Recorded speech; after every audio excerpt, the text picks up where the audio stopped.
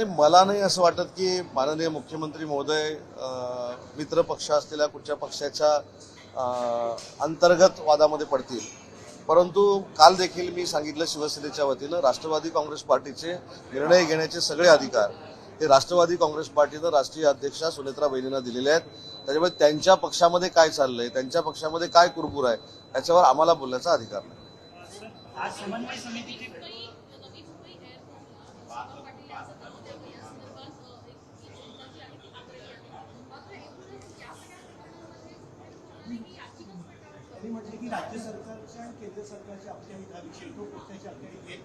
पहिली गोष्ट, नवी मुंबई एअरपोर्टला दिबा पाटील साहेबांचं नाव द्यावं ही शिवसेनेची 100% भूमिका आहे आणि त्याचा पाठपुरावा शिवसेना म्हणून आमचे खासदार पण करतील आणि स्वतः वेळ पडल्यास माननीय एकनाथ शिंदे साहेब केंद्रीय नेत्यांशी चर्चा करतील. परंतु शिवसेना म्हणून दिबा पाटलांचंच नाव द्यावं ही आमची भूमिका आहे.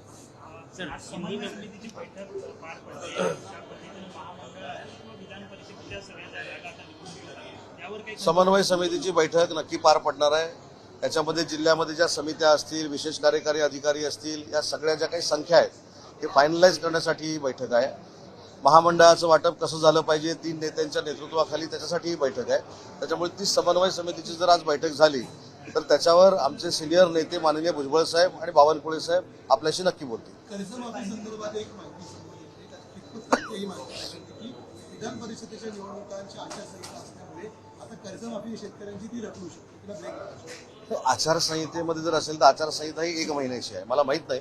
परंतु निवडणूक आयोगाला देखील शासन विनंती करेल की हा शेतकऱ्यांच्या जीवनमरणाचा प्रश्न आहे, त्याच्यामुळे ही संधी आम्हाला द्यावी. पण ह्या निवडणुकीमध्ये नगरसेवक ते मतदान करत असतात, त्यामुळे ही आचारसंहिता आता निवडणूक लागल्यानंतर आचारसंहिताही येणार आहे. त्याच्यामध्ये काही घटकांना जर त्रास होणार असेल तर शासन म्हणून आम्ही निवडणूक आयोगाला विनंती करू.